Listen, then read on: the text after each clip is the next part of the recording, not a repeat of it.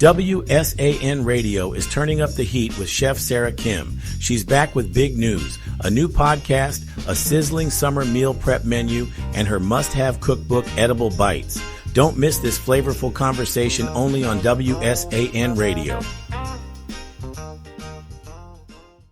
We are looking at Straight Up, 10 o'clock in the morning here on WSAN Radio. It is 81 degrees.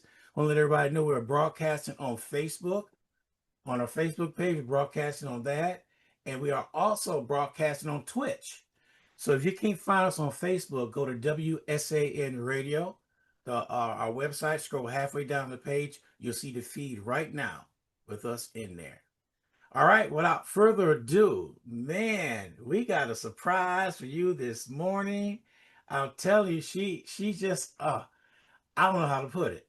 So I won't say anything. But we got Sarah Kim right here, and she's been doing this cooking and stuff for a while. I think when I first talked to you, we were talking about you coming from Alabama. Is that right?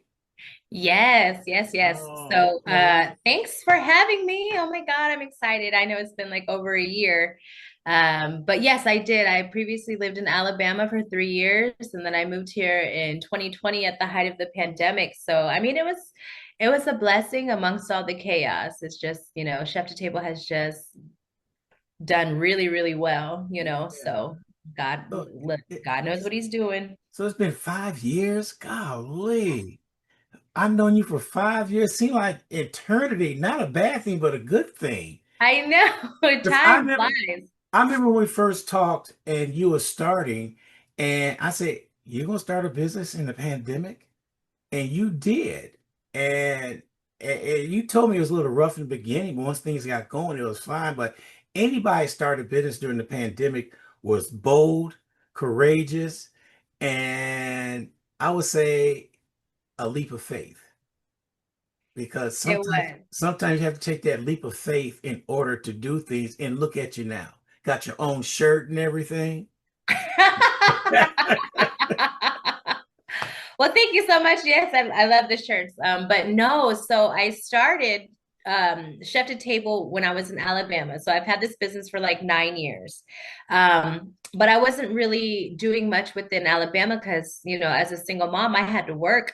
I had to work a lot to, pay the bills to take care of, my daughter. And then when I moved here, when God gave me the opportunity to move to Texas in 2020, it was perfect because one, housing was cheap. And then two, it was nobody was going out to eat. Restaurants were closed. People were inside. There was not really a whole lot of meal solutions. So I started offering my meal prep and people just loved it. They loved the convenience of it. They loved that they get to customize their own meal plans. They found out they couldn't cook. They found out they didn't know what to cook or what to eat. So Chef to Table was offering meal solutions during a time when there wasn't any, and it was a blessing. And it just took off. And from there, it went from meal prep to caterings to private dinners to corporate dining to now we're doing, we've done private cooking classes before, but, we're doing it again now because a lot of people have been requesting it and asking me questions. So I thought I'd just go ahead and bring it back and offer that as, another revenue stream, another opportunity for people to get to know me one-on-one and for me to use my God-given talent to be able to help other people, which is really what I got into this business to do.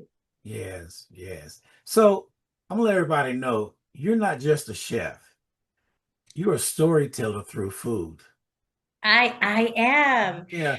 I love telling, like, I have traveled so much, and food is really a blessing because I am allowed to, it's a stress reliever for me. And for the different types of cuisines that I've tried throughout my travels, and every one of the dishes that I create brings a memory that's, very important to me.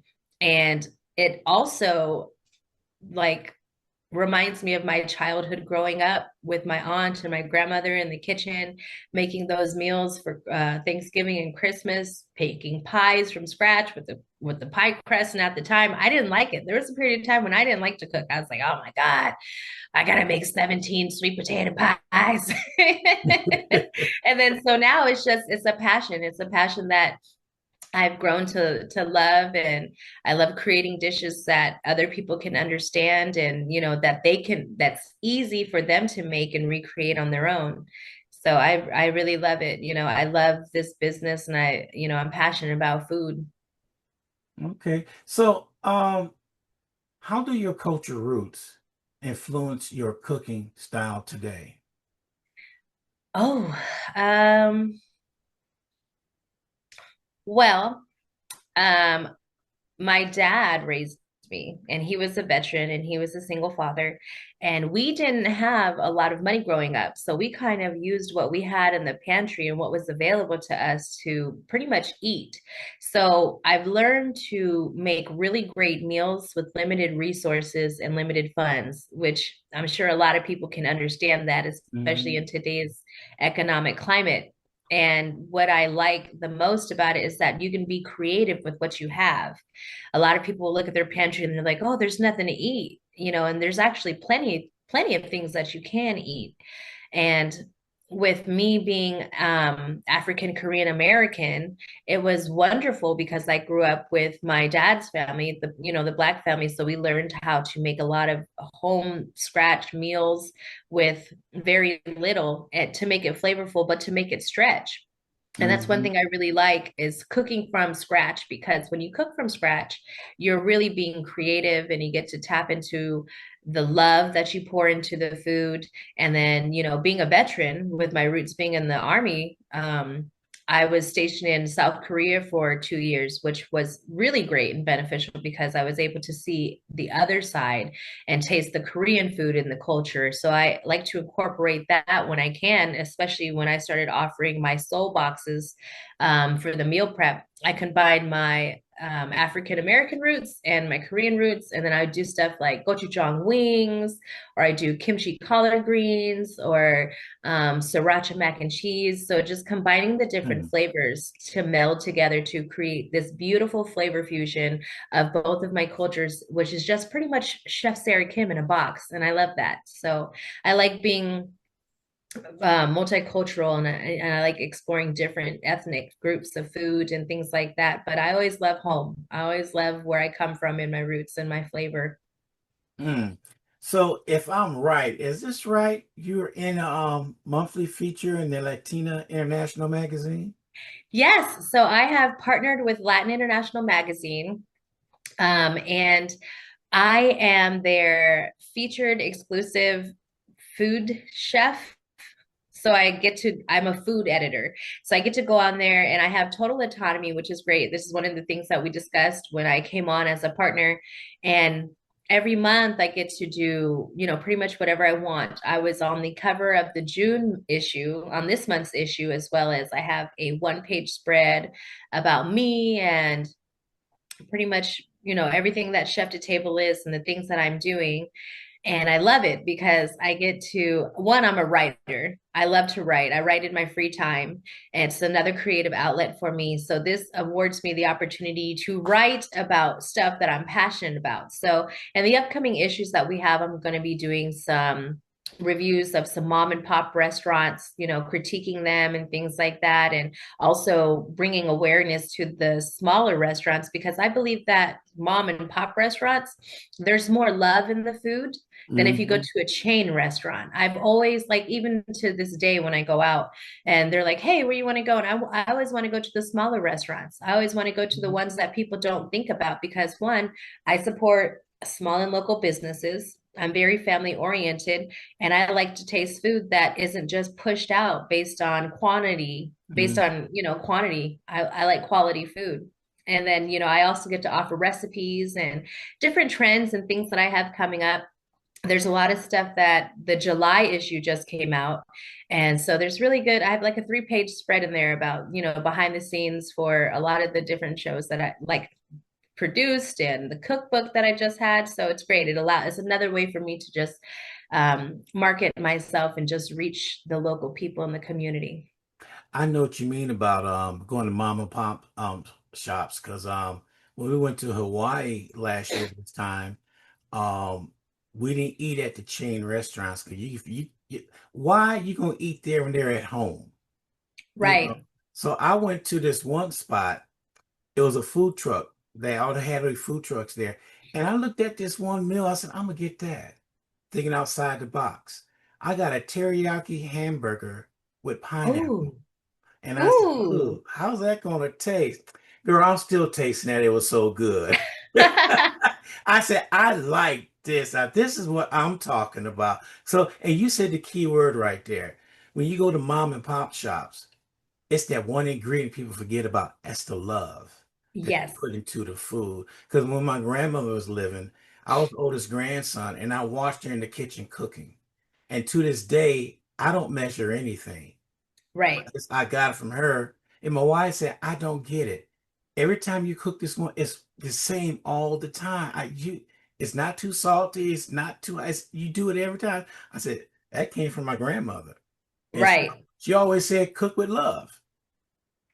Yeah, I always measure with my heart. So a lot of people, especially when I started writing edible bites, and people are like, "Oh, you should," because over the years people are like, "You should make a cookbook," and I was like, "Ah, man, I gotta measure the ingredients, I gotta write it down." So when I came up with edible bites, I was sitting here going through all of my recipe books and scrap pieces of paper that I have laying around the house, and I was Mhm. like, "Okay, let me start writing them down so I can do a collection of all of these recipes." But when I'm cooking for friends or family or loved ones, there's no recipe. I measure everything with love. And then, a lot of people who will watch me cook, they'll be like, I'll be sitting down talking with them and I'll get up and I'm like, oh, the food's done. They're like, how can you tell? I'm like, I can smell it.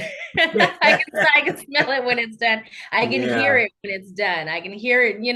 And so it's just and a lot of people, we get away from the community and the love that we Right. have for one another. That's why family dinners and holiday dinners are so important because, that's where you guys get to talk and you guys get to, connect over a good home cooked meal that you've made. And for me, cooking for you, if I cook for you, especially if I cook for you in my home, you're somebody special. You know what I Mhm. mean? Especially if I'm not charging you. That means I love you. Ooh, wow.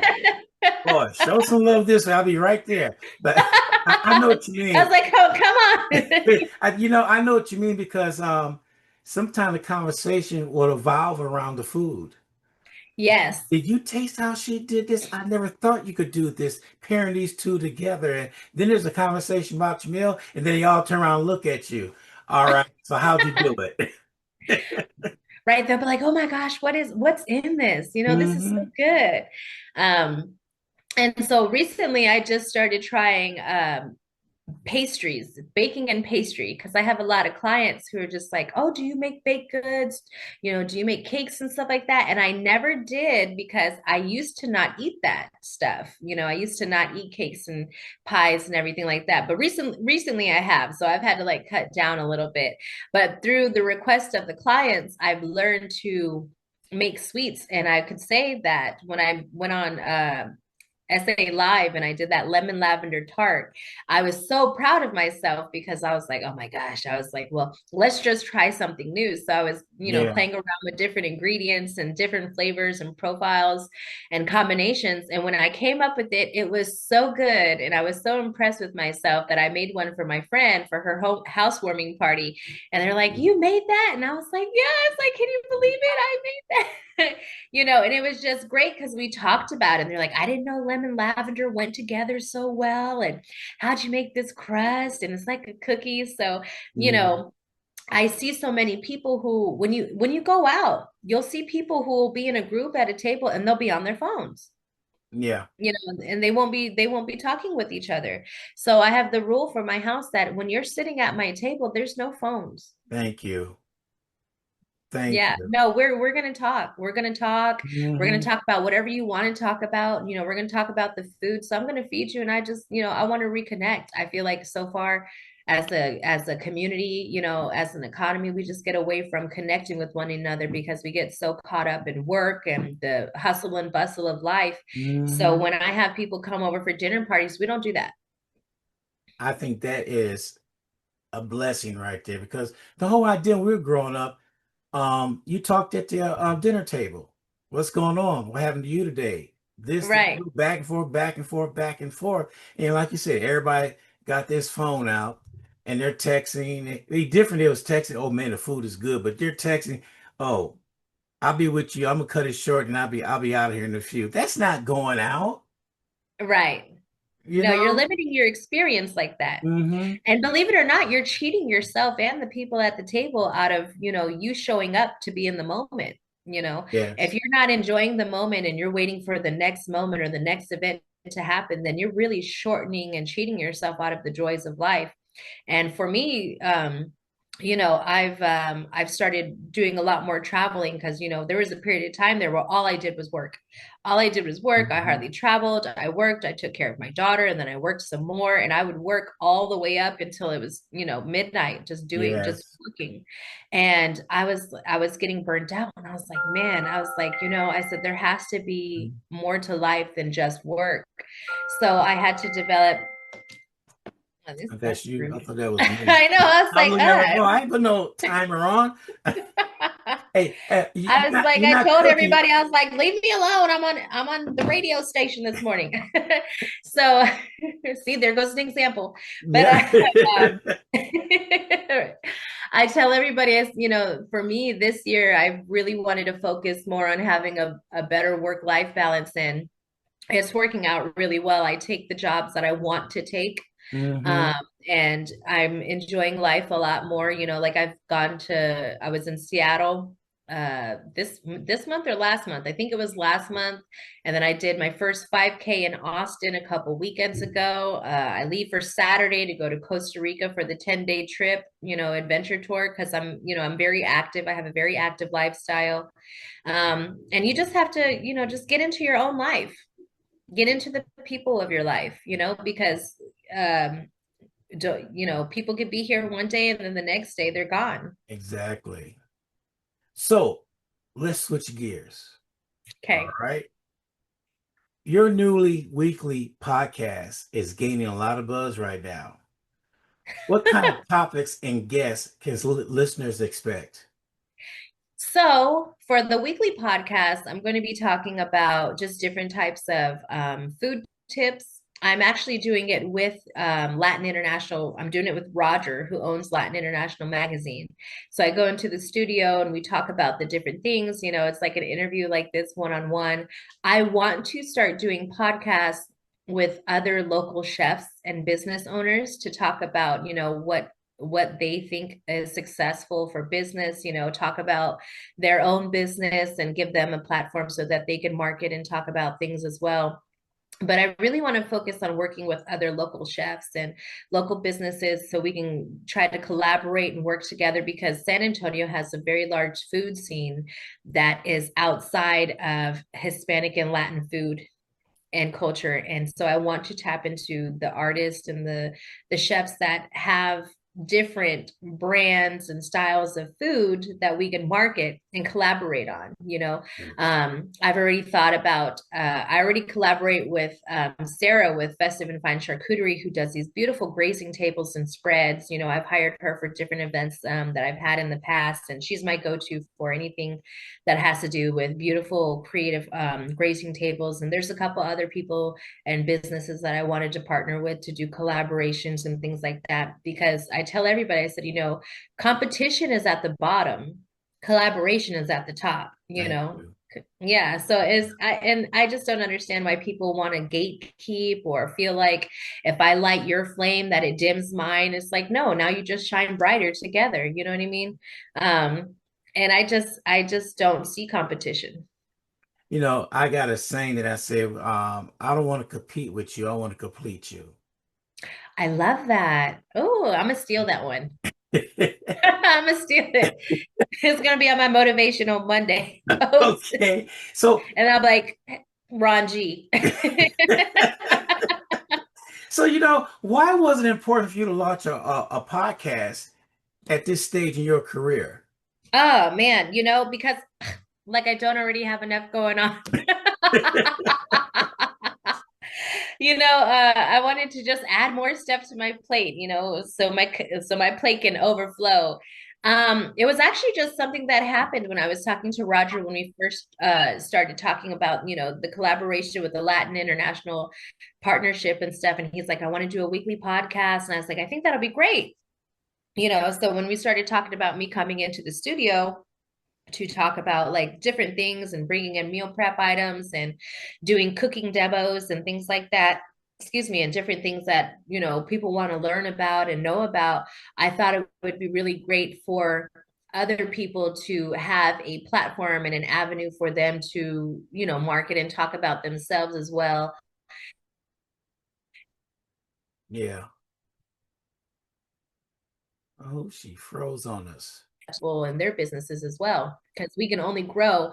You want to go far, go together. You want to go fast, go alone. And I've been going fast for a very long time, and I'm kind of like, I want to just reach back and help other people and assist where I can, because that's where the true blessings and the real favor comes from, is helping Yes. other people.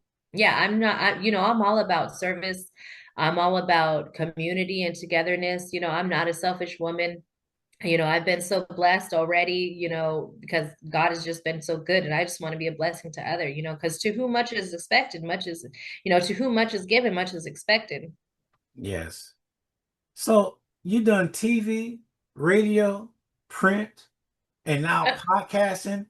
Which one of those do you like the best? Or what fulfill you? What fulfills me the most, out of all of those, I would probably have to say TV. Probably when I was filming my show, because the first episode for Cooking with Chef Sarah Kim debuted yesterday on my YouTube channel. And it was this, we did a whole season. So we did like 17, 18 different recipes and menus that day. It was a 12-hour shoot day. Wow. Yes. It was a 12-hour shoot day. I mean, you should have, and it was here in my home, in my kitchen, because I wanted it to be personable. I wanted Right. the people, the viewers, to know what it's like to actually be in the life of Chef Sarah Kim in my home, in my kitchen. So I didn't want to go to some fancy kitchen and rent it out. No, so when you watch the channel, when you watch the show, you're in my home. So you should have seen the film crew and the people coming in and setting up the lights and the wires and the everything just everywhere. And the behind the scenes was absolutely ridiculous, but I loved it.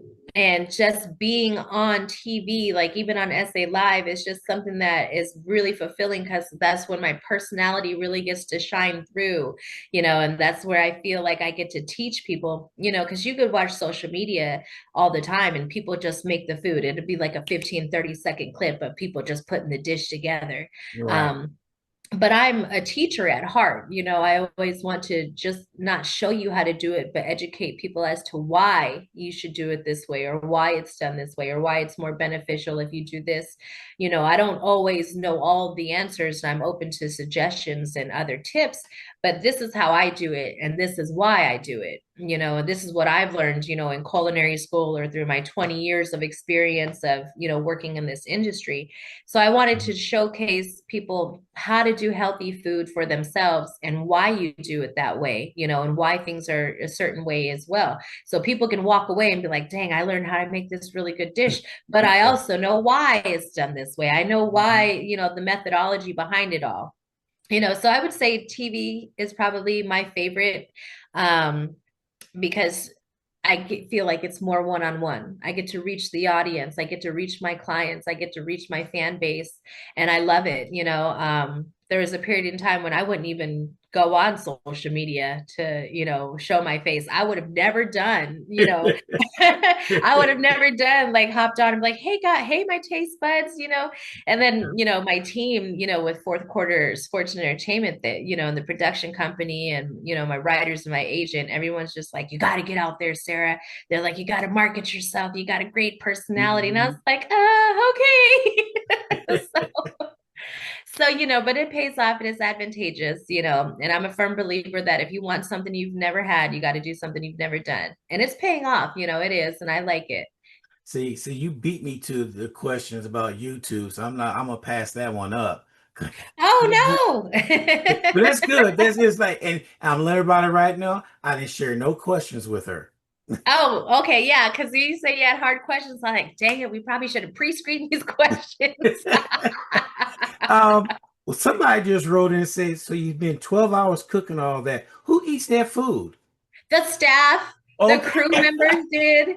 They I'm took them just home. checking. 'Cause- I had a table set on the side, and I was like, and in between takes when I'm getting ready for to prep the kitchen for like the next dish, I'm telling people, I'm like, hey, I said, eat the food, eat the food. So I have these meal prep containers and stuff like that, to go containers. And I was like, so the producer, the director, the sound guy, the makeup artist, I'm sending them home with care packages and Oh stuff. boy. You can always Yes, call so my number. You can always call I, my number. I come over and pick you dang, you know something. what, Ron, you just be so busy. I know somebody told me that the other day. They said, man, we seen you over here, then you over here, Yes, then you over here. I said, I don't know. I just do it. I just like you, it's fun. Even yes, though, even though a lot of people say to me, they tell me, you don't have a job. I said, we don't have a job. I get up at 5 o'clock every day to do things. No, that's not a right, job. You like what you're doing, but it's still a job. Just like right. you like cooking. People probably say, oh, she like doing that. She don't have a job. No, you don't understand. When it comes down to running your own business, It's work. it's work. See, what they see right now, me and you right now, everything is going good, but behind the scenes, they never see Oh, what's going on behind the scenes. So right. about behind the scenes. Tell me something behind the scenes that caught you off guard. I'm pretty sure you got thousands of stories, but you managed to get it all together before you went on live.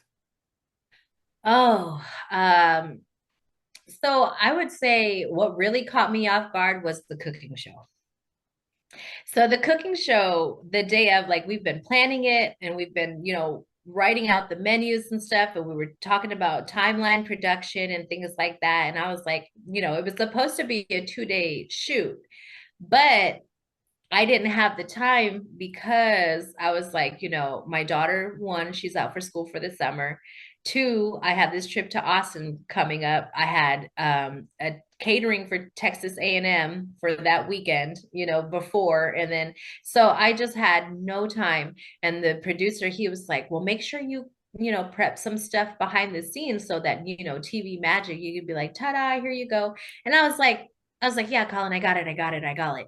So it totally escaped my mind. And so the day of, he's like, well, we don't want to waste time in the shoot waiting for the food to cook. So I'm like, okay. So I'm sitting here in between breaks. I'm cooking and prepping the food for the next 3 recipes that we're doing. And then I'm prepping the bison burger. Then I'm sitting here making sure the egg bites, so I'm getting up early in the morning and I'm just sitting here, and it's just so much work that goes behind shooting a whole season and a Yeah. whole show that I didn't anticipate. So even the day of, like, I'm glad the makeup artists stick around because I was just like sweating and the lights were hot. And I was sitting here and I was like, oh my God, I said, I probably should have listened when he said make some stuff beforehand and get it prepped. But, um, I've been doing it for so long. I was sitting here and I overcompensated my skill set for the most part. I'm humble enough to say that. And I was like, oh my God, he was right. I was like, I can't do it all. Like, I can't do it all right now in 20 minutes, especially some of the dishes. But I do know that for next time. But I'm glad that, the team and the staff and the crew, they were all patient enough and understanding to be like, okay, well, this is the first take. So for the first show that I'd ever taped, there was a lot of behind the scenes stuff that I didn't even know went into it.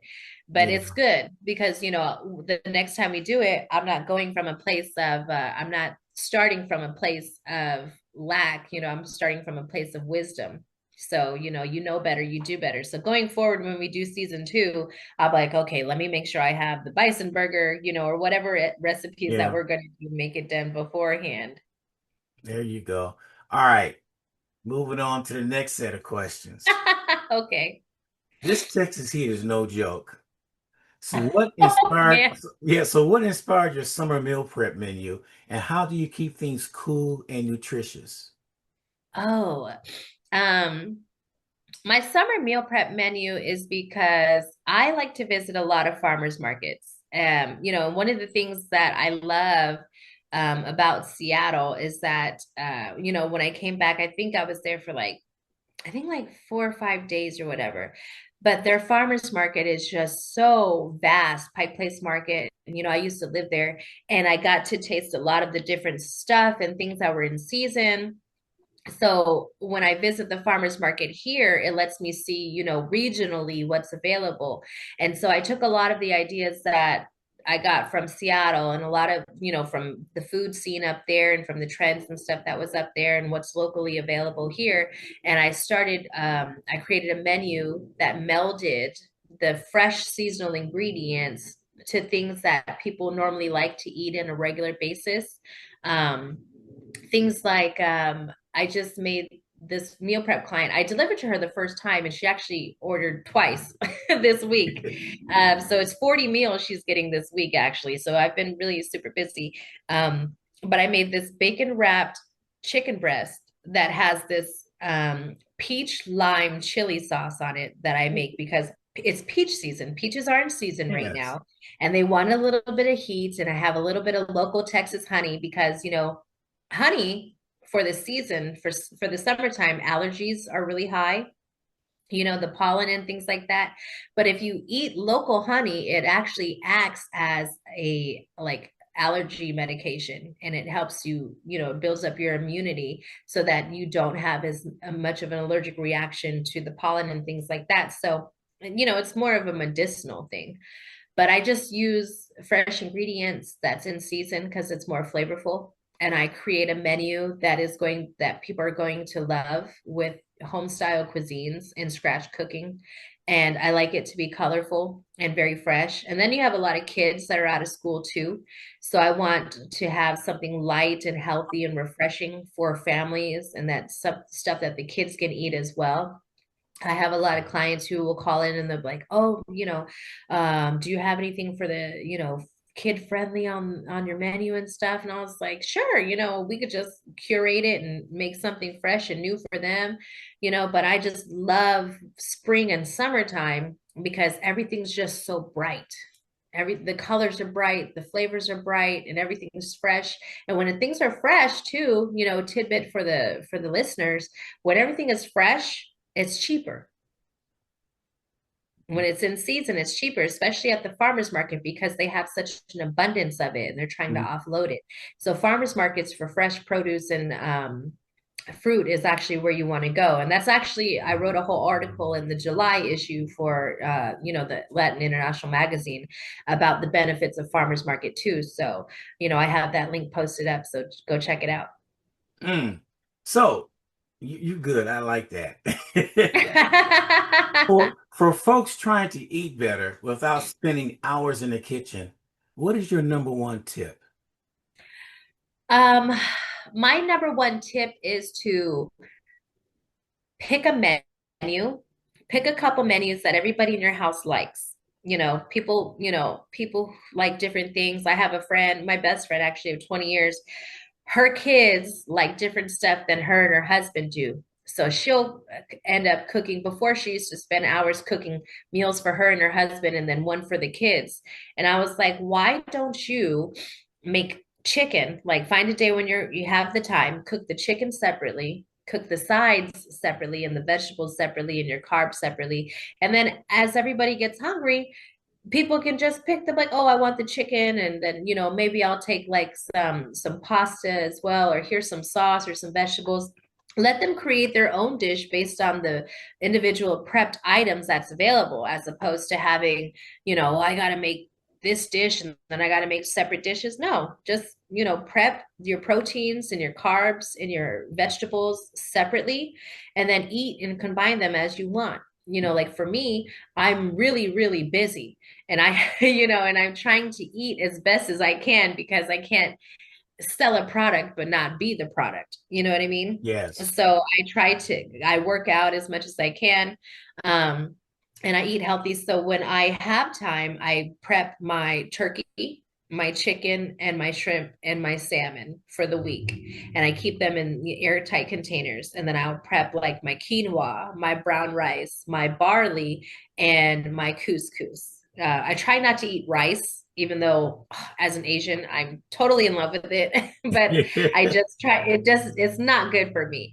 Yeah. Um, And then I'll prep like my different vegetables throughout the day. And then I'll have different sauces. Like I'll do a pesto cream sauce, or I'll do like, a vegetable sauce or something like that. And then as the week goes, I'm just like, okay, this is what I want. I was like, so I'll grab the ground turkey, and I'll grab the brown rice and the asparagus, and I'll put it together in a bowl, and I'll probably like sprinkle some of my chipotle sauce on it. I'm like, okay, we're good to go. So that way I have 17 different menus from like 6 different items. And it's easier that way. That's what I'm talking about. See, thinking outside the box and doing all that. I remember I entered a local friends and groups around a sweet potato pie contest. Ooh, And so they know me, they didn't know I could bake. Nobody knew any of that. So they made fun of me. Oh, you just gonna bake a Budweiser pie, a whiskey pie. You don't know about none of that. So when it came down to it, when we brought the pies in, we had to put a number at the bottom of it. So I think it was 6 of us, and my number. So they started eating it, and everybody voted for number 3, which was mine. right. And they said, "Who baked this pie?" They said, "Ronald Gordon over there." "What you know about baking pies?" I said, "Well, I don't even know why y'all thought I couldn't." So Right. they said, "Your pie is different. There's a ingredient in there. We can't figure out what it is." I said, "You can't?" I said, "Come on now. It's easy." I put a little bit of ginger in my sweet potato pie. And Ooh. they didn't know. They gave it another taste. Yes. Ginger. I never thought of ginger. I said, well, that's what I put in mine. And so now I'll get people say, well, let's bake sweet potato pie. I said, no, you already know my secret. So no, I'm leaving it alone. Right. I'm leaving it alone. So when I did that, and then years after that, I got orders for sweet potato pie for Thanksgiving. I was baking 10 or 12 sweet potato pies for people for Thanksgiving. And my wife looked at me, what is this about to? I don't know. I get in the kitchen and I bake my sweet potatoes. I don't boil them. No, I hate, oh my gosh. I'm So so glad you bake them because I you can bake tell the mine. difference. Yeah, oh, you really can. And that's what I did. And that's and then with love. Yes. Because when I I was like, do it, that's always the main ingredient is love. yeah, and I Let do. me put my order in now for 2 sweet potato pies. But that's something that One for me and one for myself. oh, look at you. Yeah, I'll keep you up. I'll keep you up on that. But Yeah. that's some things because like I was around the kitchen, I bake, I cook. When you brought up about what's the best tip for that, here I know my wife is listening, she's gonna get mad. But she sat there and told me, even though my studio's in the house now, she always said, you got one job to do, that's take out something for dinner. So I thought I'd be a smart butt one day. I took it out. She came home, she said, how come dinner ain't ready? I said, you didn't tell me to cook. You said take out Oh something for dinner. no. And that's what I did. But I could go in there and whip up something real quick. I mean, one time Right. I whipped up Salisbury steak from scratch. Ooh. I did that and I put everything together. She watched me and, oh, you put that? I said, get out the kitchen. Get You're out. learning my secrets. You know it too Yeah. much. So I'm doing all that, and within 45 minutes we were eating. Yes. Homemade gravy, the whole 9 yards, and did all that. She said, that means I don't have to cook anymore. Ooh. Why did I do that? Right. It was a setup. It was a setup from the jump. But I hear you talk when it says sometimes people don't take the time out to cook, but they could think of an excuse to go by a fast food restaurant. Now, Yes. now I would sit there and tell you, when I'm hungry and I'm driving from the northwest side of town, like where you at, and I drive Yeah. on my side of town by I-10 and Foster Road, that's not Ooh. a 5-minute trip. No, So, it's a 40-minute ride. yeah, so I'm thinking about, oh, I can swing by. Oh, I can do here. Oh, I can swing by here. And then the bird and bag me, you got leftovers from yesterday that you cooked just Yes. for your lunch and all that stuff. So I'll drive by all them places and come home and heat that bad boy up. I said, thank you, Ron, for thinking about coming home eating. Because it's the convenience that people are paying for. Yes. And they're also paying another way for it by eating all that stuff and mess you up. Yeah. Yeah. Because I tell people, I'm like, if you don't make time for your wellness, You're going to make time for your health and your illness in the end, you know. And I also, you know, that's another reason why I got into the meal prep, because a lot of people were me personally, when I became a mom, I didn't have any time. So I was eating, we were going through somebody's drive-through every single day. And I just kept getting bigger and bigger and bigger. And I was like, there has to be a different way. And I Mhm. was like, and I'm a chef and I'm sitting here eating somebody else's processed, deep fried food that's unhealthy. There's no nutritional gains. It's just empty calories. You know, one burger is 2,000 calories. Mhm. That's over my daily intake, you know. And I wanted to create healthy meals that people actually like, that they take with them. Like I have clients and friends who are like, "Hey, Sarah, I'm going out of town. You know, can you make me these many meals for such and such?" And I'll make them and I'll freeze them for them. So when they get on the plane or wherever they're going, the meals are frozen. So when they get to their destination, they're still good, and they just pop them in the fridge and, you know, or whatever like that, that'll stay for however the duration of their trip. Yeah. And you know, a lot of people, they're just like, well, is it convenient? And it's a 24-hour, you know, a 24 to 36-hour turnaround for meal prep, depending on what my schedule is. Um, and all you got to do is just put your order in. I deliver it to your door. They're fresh, they're ready to go. You pop them in the microwave for like 2 minutes, and now you have a meal. You know, I have people who take their meals to work with them and leave them in their, you know, their job fridge, so that they're just like, oh, okay, well, I just pop it out and I put it in the microwave and stuff, and you're ready to go. Because I Mhm. know for me, when I go through a drive-through and I eat what I'm not supposed to be eating, I feel so bad and I feel so guilty.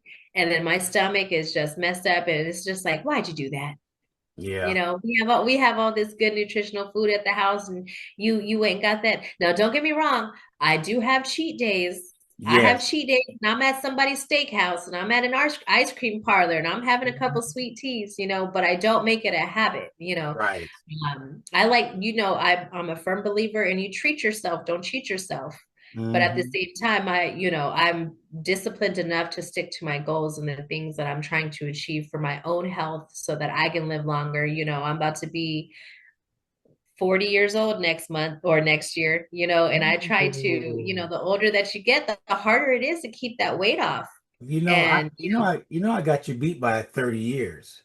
no, you don't. See, Yeah. why you coming out here just telling these stories, Ron? I, I turned 70 in January. You don't. For real. What, January what? 21st. Oh, I'm the 16th. Oh, okay. So, Okay. so we could What are you, an party. Aquarius? Yeah, Aquarius. I just But made see, it. but see, I'm sure you eat healthy and you drink a lot of water and you stay active because you're always, Ooh. you know, working around. So, Water is my best friend. absolutely. I Yeah. tell people all the time, they're like, oh my gosh, you look so young. They're like, what do you do? I said, I drink a lot of water. I said, I Hmm. eat really healthy. I go to the gym and I mind my own business. I got me a 40-ounce jug with me. When I go Yeah. in there, I fill it up full of ice. I got my bottle of water. I just pour it in there, and I'm drinking water the whole Yeah. day. No matter where I'm at, I'm just drinking water. People don't understand and sometimes I'm not gonna lie to you. Sometimes that water tastes so good. Oh, yes. Just plain Jane. No, people got to add flavor. No, I drink my water just like my Right. coffee. I drink my coffee. I have no cream, no sugar. I drink it black. My tea unsweetened. So that's me. I'm not into sweets that much.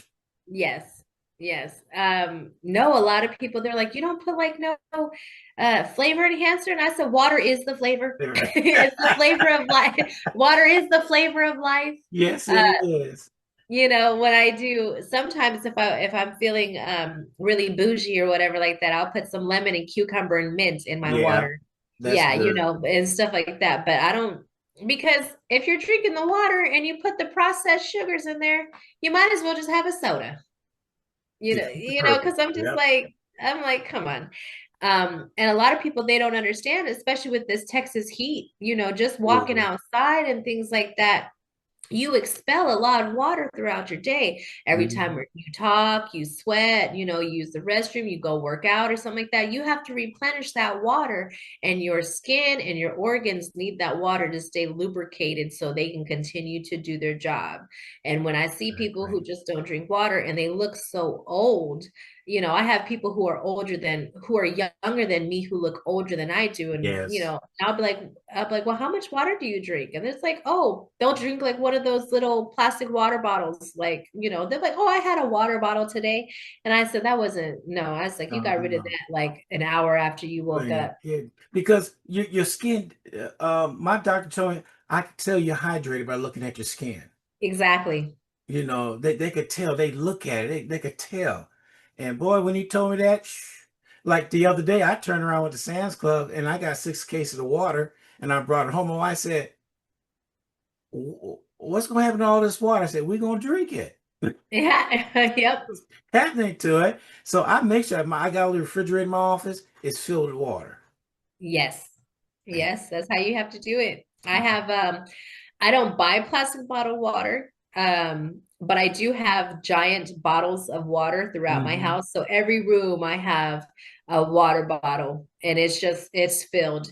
And so if I go Wow. upstairs, I have a giant water bottle up there. If I go to my room or the living room or whatever, I have a water bottle in every room. I have one, and I keep two in the fridge for my car. So when I step out this house, I grab one and I go. And I have a big giant one. So when I do events, I think it's like 46 ounces.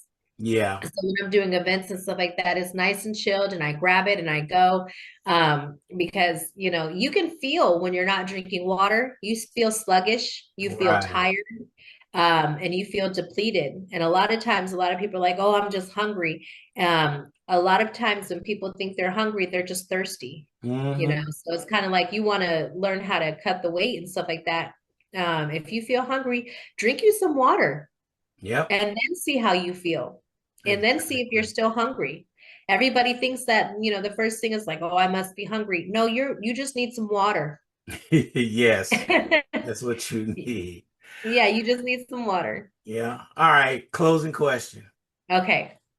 How can listeners follow your journey, grab your cookbook, or book a private dining experience with you? Ah, okay.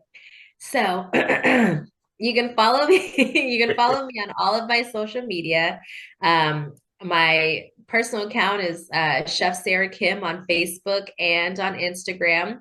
I am Chef to Table LLC on Instagram. Oh, no, on Facebook. And then I'm Cooking with Chef Sarah Kim, Chef to Table on Instagram. And then I have my YouTube channel, which is Cooking with Chef Sarah Kim. And that's all the recipes and things like that. But if you go on my website, which I have to update, chef2tablellc.com, you can get meal prep, you can book private dinners, you can book caterings, you can book one-on-one sessions.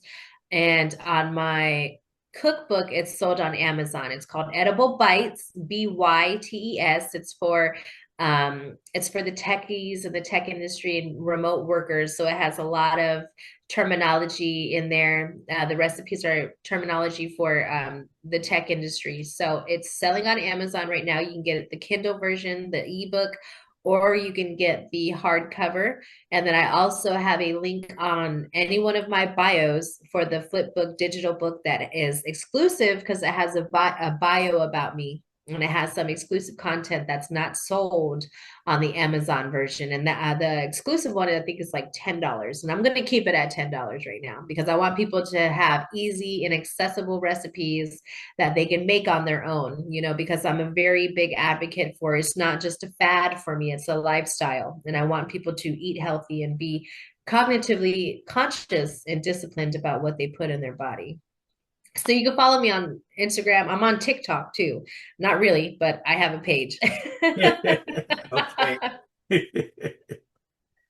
Oh, well, we're gonna have to chime in with you sometime late August, September Yes. to see how the summer went, see how your show is going. Once we get off here, I'm gonna go ahead and make sure I start following you. I follow you on most of them, but the ones I'm gonna start Yes. following you on YouTube and the rest of them because I'm curious. I Good. just I'm want to so know. glad. I just want to know. I was going on 5 years knowing you, and I tell you, it's been a blessing. Some of the things you have done, and everything. And like I said, I talk about you all the time. I only talk about people that I like. If I didn't like you, Oh, I thank talk about you. you. So if anything comes up, anybody want a chef, anybody want a caterer, I'll turn them straight to you, young lady. I appreciate it, Ron. I'm good. I think I already follow you on your YouTube channel. I was going through it last night, and I was looking at all of the old interviews we've done together, and I was Oh, yeah, they're like, all on there, aren't they? I know, and I was like, oh my God, the transformation in the hair colors throughout the years. Yes, yes. So, I'm getting a lot more followers on my YouTube channel. Somebody said, man, we didn't know you had as many interviews on here. Yes, I see, I got quite a bit. And so I right. said, man, and I'm watching you in the beginning and where you at right now. You have really evolved. I said, well, thank you. I appreciate that. That's good. That's the best compliment that you can have because that Yeah. means you're displaying growth. And you're there because a lot of people are in at 9 and out by 5 and you don't see them anymore. Right. So, and with Yep. you still steadfast right there, 5 years and going. I got the utmost respect for you. Thank you so much, Ron. I appreciate that. I'm very proud of your progress. I remember where you started and where you are now, and you've taught me some things, especially about AI and marketing. And I was like, oh, Yeah, and okay, you taught me some things too. See, we and do this to each other. And we come up with yes, something new. We talk, hey, I'm doing this. Have you done it? Well, try this. And you tell me, Ron, try this and try that. And that's what I'm talking about. We don't compete, we complete. right, And exactly. that's the I love part that. I'm talking about right there. Where I'm not competing against you. I want to complete Right. you, and you complete me. That's what it's all about. No, absolutely. And then when you have friends who, that's how you know you have real friends when they're offering you advice on how you can be better and they're contributing to your own personal and professional development. That's a sustainable relationship that's positive, and I pour into you and you pour into me. And those are the most meaningful friendships and, communications and the tribe that I want. I don't Yeah, want someone who's just going to take because I'm not a taker, I'm a giver, same here. and but givers have to have limits because takers don't have any. Yeah, but givers have to have limits because um you keep on giving and giving. The same people say, okay, they're gonna do this. I had to cut a few people loose because of their thought process. Yes, I understand, especially when you start growing your Hmm. business and when they start seeing where you're going and the things that you're doing, they feel as if though they're entitled to where That you part. are and the resources that you tap into. Hmm. And I've had some friends who, hey, can you do this for me? Can you do that Hmm. for me? And I'm just like, it has to be reciprocated. I'm Right. very big on reciprocity. I don't mind doing anything for anyone, but there are no free rides. You have the same 24 hours in your day that I do in mine. Right. I don't mind assisting you, but I'm not going to build it for you. That point right there. All right, young lady, I appreciate taking time out coming on, and we will set up a time sometime in August or early September to get you back on here to see what you're up to and see if I can get your autograph because I think you're going to blow up, and, and Oh, thank you. I want to make sure I'm the first in line getting your autograph.